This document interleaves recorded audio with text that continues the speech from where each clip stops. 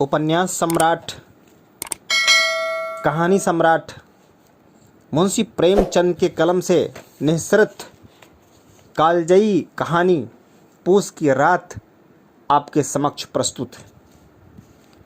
हल्कू ने आकर स्त्री से कहा, सहना आया है, लाओ जो रुपए रखे हैं उसे दे दूं, किसी तरह गला छूट तो छूटे।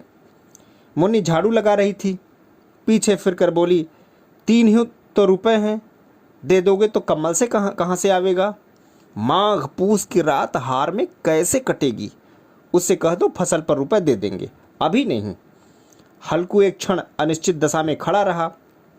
पूस सिर पर आ गया, कम्बल के बिना हार में रात को वह किसी तरह नहीं रह सकता, मगर सहना मानेगा नहीं। घुड़कियां जमावेगा, गालियां देगा, बला से जाड़ों मरेंगे, बला सिर से टल जाएगी। यह सोचता हुआ वह अपना भारी भरकम डील लिए हुए स्त्री के समीप आ गया और खुशामद करके बोला, ला दे दे, गला तो छूटे, कम्बल के लिए कोई दूसरा उपाय सोचूंगा। मुन्नी उसके पास से दूर हट गई और आंख तरेरती हुई बोली, कर चुके दूसरा उपाय, जरा सुनूं कौन उपाय करोगे। कोई खराद दे देगा कम्बल, न जाने कितनी बाकी है और जो किसी तरह से चुकने में नहीं आता है। मैं कहती हूँ तुम क्यों नहीं खेती छोड़ देते, मर मर कर काम करो, उपज हो तो बाकी दे दो। चलो छुट्टी हुई, बाकी चुकाने के लिए तो हमारा जन्म हुआ है, पेट के लिए मजूरी करो, ऐसी खेती में बाज आए। मैं रुपए न दूंगी न दूंगी न दूंगी। हल्कू उदास होकर के बोला, तो क्या गाली खाऊं। मुन्नी ने तड़प कर कहा, गाली क्यों देगा, क्या इसका राज है। मगर यह कहने के साथ उसकी तनी हुई भौहें ढीली पड़ गईं। हल्कू के उस वाक्य में जो कठोर सत्य था वह मानो एक भीषण जंतु की भांति उसे घूर रहा था। उसने जाकर आले पर से रुपए निकाले और लाकर हल्कू के हाथ पर रख दिए। फिर बोली, तुम छोड़ दो अब की से खेती, मजूरी में सुख से एक रोटी खाने को तो मिलेगी, किसी की धौंस तो न रहेगी। अच्छी खेती है, मजूरी करके लाओ, वह उसी में झोंक दो, उस पर से धौंस। हल्कू ने रुपए लिए और इस तरह बाहर चला मानो अपना हृदय निकाल कर देने जा रहा हो। उसने मजूरी से एक एक पैसा काट कपट करके 3 रुपए कम्बल के लिए जमा किए थे। वह आज निकले जा रहे हैं। एक एक पग के साथ उसका मस्तक अपनी दीनता के भार से दबा जा रहा था। पूस की अंधेरी रात, आकाश पर तारे ठिठुरते हुए मालूम होते थे। हल्कू अपने खेत के किनारे ऊख के पत्तों की एक छतरी के नीचे बांस के खटोले पर अपनी पुरानी गाढ़े की चादर ओढ़े कांप रहा था। खाट के नीचे उसका संगी कुत्ता जबरा पेट में मुंह डाले सर्दी से कूं कूं कर रहा था। 2 में से एक को भी नींद नहीं आती थी। हल्कू ने घुटनियों को गर्दन में चिपकाते हुए कहा, क्यों बे जबरा, जाड़ा लगता है क्या। कहता तो था घर में पुआल पर लेट रहे, तो यहाँ क्या लेने आए थे। अब खाओ ठंड, मैं क्या करूं। जानते थे मैं यहाँ हलवा पूरी खाने आ रहा हूँ, दौड़े दौड़े आगे आगे चले आए, अब रो नानी के नाम को। जबरा ने पड़े पड़े दुम हुलाई और अपनी कूं को दीर्घ बनाता हुआ एक बार जम्हाई लेकर चुप हो गया। उसकी स्वान बुद्धि ने शायद ताड़ लिया, स्वामी को मेरी कूं से नींद नहीं आ रही है। हल्कू ने हाथ निकाल करके जबरा की ठंडी पीठ सहलाते हुए कहा, कल से मत आना मेरे साथ, नहीं तो ठंडे हो जाओगे। यह राण पछुआ न जाने कहाँ से बर्फ लिए आ रही है। उठूं फिर से एक चिलम भरूं, किसी तरह रात तो कटे। 8 चिलम तो पी चुका हूँ। यह खेती का मजा है और एक एक भगवान ऐसे पड़े हैं जिनके पास जाड़ा जाए तो गर्मी से घबरा कर भागे। मोटे मोटे गद्दे, लिहाफ, कम्बल, मजाल है कि जाड़े का गुजर हो जाए। तकदीर की खूबी है, मजूरी हम करें और मज़ा दूसरा लूटे। हल्कू उठा और गड्ढे में से जरा सी आग निकालकर चिलम भरी। जबरा भी उठ बैठा। हल्कू ने चिलम पीते हुए कहा, पिएगा चिलम, जाड़ा तो क्या जाता है, जरा मन बहल जाता है। जबरा ने उसके मुंह की ओर प्रेम से छलकती हुई आंखों से देखा। हल्कू, आज और जाड़ा खा ले, कल से मैं यहाँ पुआल बिछा दूंगा, उसी में घुस कर बैठना, तब जाड़ा न लगेगा। जबरा ने अगले पंजे उसकी घुटनियों पर रख दिए और उसके मुंह के पास अपना मुंह ले गया। हल्कू को उसकी गर्म सांस लगी। चिलम पीकर हल्कू फिर लेटा और निश्चय करके लेटा कि चाहे कुछ भी हो अब की सो जाऊंगा। पर एक ही क्षण में उसके हृदय में कंपन होने लगा। कभी इस करवट लेता, कभी उस करवट, पर जाड़ा किसी पिशाच की भांति उसकी छाती को दबाए हुए था। जब किसी तरह न रहा गया तो उसने जबरा को धीरे से उठाया और उसके सिर को थपथपाकर उसे अपनी गोद में सुला लिया। कुत्ते की देह से न जाने कैसी दुर्गंध आ रही थी, पर वह उसे अपनी गोद से चिपटाए हुए ऐसे सुख का अनुभव कर रहा था जो महीनों से उसे न मिला था। जबरा शायद समझ रहा था कि स्वर्ग यही है, और हल्कू की पवित्र आत्मा में तो उस कुत्ते के प्रति घृणा की गंध तक न थी। अपने किसी अभिन्न मित्र या भाई को भी वह इतनी तत्परता से गले लगाता। वह अपनी दीनता से आहत न था जिसने आज उसे इस दशा को पहुंचा दिया। नहीं, इस अनोखी मैत्री ने जैसे उसकी आत्मा के सब द्वार खोल दिए थे और उसका एक एक अणु प्रकाश से चमक रहा था। सहसा जबरा ने किसी जानवर की आहट पाई। इस विशेष आत्मीयता ने उनमें एक नई स्फूर्ति पैदा कर दी थी। जो हवा के झोंकों को तुच्छ समझती थी, वह झपट कर उठा और छतरी से बाहर आकर भूंकने लगा। हल्कू ने उसे कई बार चुमका कर बुलाया, पर वह उसके पास न आया। हार में चारों तरफ दौड़ दौड़ कर भूंकता रहा। एक क्षण के लिए आ भी जाता और तो फिर तुरंत ही दौड़ पड़ता। कर्तव्य उसके हृदय में आरमान की भांति उछल रहा था। 1 घंटा और गुजर गया। रात ने शीत को हवा में से धधकाना शुरू किया। हल्कू उठ बैठा और दोनों घुटनों को छाती से मिलाकर सिर को उसमें छिपा लिया। फिर भी ठंड कम न हुई। ऐसा जान पड़ता था कि सारा रक्त जम गया है। धमनियों में रक्त की जगह हिम बह रहा है। उसने झुककर आकाश की ओर देखा और कभी कितनी रात बाकी है। 70 से अभी आकाश में आधे भी नहीं चढ़े। ऊपर आ जाएंगे तब कहीं सवेरा होगा। अभी पहर भर से ऊपर रात है। हल्कू के खेत से कोई एक गोली के टप्पे पर आमों का बाग था। पतझड़ शुरू हो गई थी। बाग में पत्तियों का ढेर लगा हुआ था। हल्कू ने सोचा चलकर पत्तियां बटोरूं और उसे जलाकर खूब तापूं। रात को कोई मुझे पत्तियां बटोरते देखे तो समझे कोई भूत है।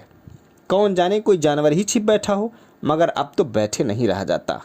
उसने पास से अरहर के खेत में जाकर कई पौधे उखाड़ लिए और उनका एक झाड़ू बनाकर हाथ में सुलगता हुआ उपला लिए बगीचे की तरफ चला। जबरा ने उसे आते देखा तो पास आया और दुम हिलाने लगा। हल्कू ने कहा, अब तो नहीं रह जाता जबरू, चलो बगीचे में पत्तियां बटोर कर तापें। टाँठे हो जाएंगे तो फिर आकर सोएंगे। अभी तो रात बहुत है। जबरा ने कूं करके सहमत प्रकट की और आगे आगे बगीचे की ओर बढ़ा। बगीचे में खूब अंधेरा छाया हुआ था और अंधकार में निर्दय पवन पत्तियों को कुचलता हुआ चला जाता था। वृक्षों की ओस की बूंदें टप टप नीचे टपक रही थीं। एकाएक एक झोंका मेहंदी के फूलों की खुशबू लिए हुए आया। हल्कू ने कहा, कैसी अच्छी महक आई जबरू, तुम्हारी नाक में भी सुगंध आ रही है। जबरा को कहीं जमीन पर एक हड्डी पड़ी मिल गई। उसे चिचोड़ रहा था। हल्कू ने आग जमीन पर रख दी और पत्तियां बटोरने लगा। जरा देर में पत्तियों का एक ढेर लग गया। हाथ ठिठुरे जाते थे, नंगे पांव गले जाते थे और वह पत्तियों का पहाड़ खड़ा कर रहा था। इसी अलाव में वह ठंड को जलाकर भस्म कर देगा। थोड़ी देर में अलाव जल उठा। उसकी लौ ऊपर वाले वृक्ष की पत्तियों को छू छू कर भागने लगी। उस अस्थिर प्रकाश में बगीचे के विशाल वृक्ष ऐसे मालूम होते थे मानो उस अथाह अंधकार को अपने सिरों पर संभाले हुए हों। अंधकार के उस अनंत सागर में यह प्रकाश एक नौका के समान हिलता मचलता हुआ जान पड़ता था। हल्कू अलाव के सामने बैठा आग ताप रहा था। एक क्षण में उसने दोहर उतारकर बगल में दबा लिया और दोनों पांव फैला दिए, मानो ठंड को ललकार रहा हो, तेरे जी में जो आए सो कर। ठंड की असीम शक्ति पर विजय पाकर वह विजय गर्व को हृदय में छिपा न सकता था। उसने जबरा से कहा, क्यों जब्बर, अब ठंड नहीं लग रही है? जब्बर ने कूं करके मानो कहा, अब क्या ठंड लगती ही रहेगी, पहले से यह उपाय न सूझा, नहीं इतनी ठंड क्यों खाते? जबरा ने पूछ हिलाई। अच्छा आओ इस अलाव को कूद कर पार करें, देखे कौन निकल जाता है। अगर जल गए बचा तो मैं दवा न करूँगा। जबरा ने उस अग्निराज की ओर कातर नेत्रों से देखा। मुन्नी से कल वह कह देना, नहीं तो लड़ाई करेगी। यह कहता हुआ वह उछला और अलाव के उस पार साफ निकल गया। पैरों में जरा लपट लगी, पर वह कोई बात न थी। जबरा आग के इर्द गिर्द घूमकर उसके पास आ खड़ा हुआ। हल्कू ने कहा, चलो चलें, इसकी सही नहीं, ऊपर से कूद कर आओ। वह फिर कूदा और अलाव के उस पार आ गया। पत्तियां जल चुकी थीं। बगीचे में फिर अंधेरा छाया।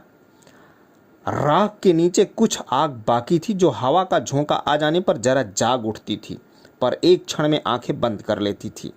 हल्कू ने फिर चादर ओढ़ ली और गर्म राख के पास बैठा हुआ एक गीत गुनगुनाने लगा।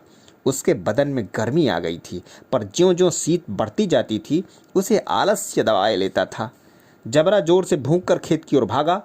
हल्कू को ऐसा मालूम हुआ कि जानवरों का एक झुंड उसके खेत में आया। शायद नीलगायों का झुंड था। उनके कूदने दौड़ने की आवाज़ें साफ कान में आ रही थीं। फिर ऐसा मालूम हुआ कि वह खेत में चर रही हैं। उनके चबाने की आवाज़ चर चर सुनाई देने लगी। उसने दिल में कहा, नहीं, जबरा के होते कोई जानवर खेत में नहीं आ सकता। नोच ही डाले, मुझे भ्रम हो रहा है। कहाँ, अब तो कुछ नहीं सुनाई देता। मुझे भी कैसा धोखा हुआ। उसने जोर से आवाज़ लगाई, जबरा जबरा। जबरा भूंकता रहा, उसके पास न आया। फिर खेत के चरे जाने की आहट मिली। अब वह अपने को धोखा न दे सका। उसे अपनी जगह से हिलना जहर लग रहा था। कैसा दंदाया हुआ था। इस जाड़े पाले के खेत में जाना, जानवरों के पीछे दौड़ना, असूझ जान बैठ पड़ा। वह अपनी जगह से न हिला। उसने जोर से आवाज़ लगाई, लीहो लीहो। जबरा भूंक उठा। जानवर खेत चर रहे थे। फसल तैयार है। कैसी अच्छी खेती थी, पर ये दुष्ट जानवर उसका सर्वनाश किए डालते हैं।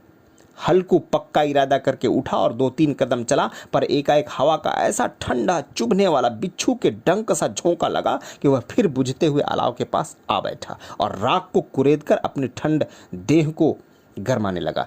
जबरा अपना गला फाड़े डालता था। नील गायें खेत का सफाया किए डालती थीं और हल्कू गर्म राख के पास शांत बैठा हुआ था। अकर्मणता ने रस्सियों की भांति उसे चारों तरफ से जकड़ रखा था। उसी राख के पास गर्म जमीन पर वह चादर ओढ़कर सो गया। सवेरे जब उसकी नींद खुली तब चारों तरफ धूप फैल गई थी और मुन्नी कह रही थी, क्या आज सोते ही रहोगे? तुम यहाँ आकर रम गए और उधर सारा खेत चौपट हो गया। हल्कू ने उठकर कहा, क्या तू खेत से होकर आ रही है? मुन्नी बोली, हाँ, सारे खेत का सत्यानाश हो गया। भला ऐसा भी कोई सोता है? तुम्हारे मड़ैया डालने से क्या हुआ? हल्कू ने बहाना किया, अरे मैं मरते मरते बचा, तुझे अपने खेत की पड़ी है। पेट में ऐसा दर्द हुआ कि मैं ही जानता हूँ। दोनों फिर खेत की डांड पर आए। देखा सारा खेत रौंदा पड़ा हुआ है और जबरा मड़ैया के नीचे चित्त लेता है, मानो प्राण ही न हो। दोनों खेत की दशा देख रहे थे। मुन्नी के मुख पर उदासी छाई हुई थी, पर हल्कू प्रसन्न था। मुन्नी ने चिंतित होकर कहा, अब मजूरी करके मालगुजारी भरनी पड़ेगी। हल्कू ने प्रसन्न मुख से कहा, रात की ठंड में यहाँ सोना तो न पड़ेगा। जय हिंद, जय भारत।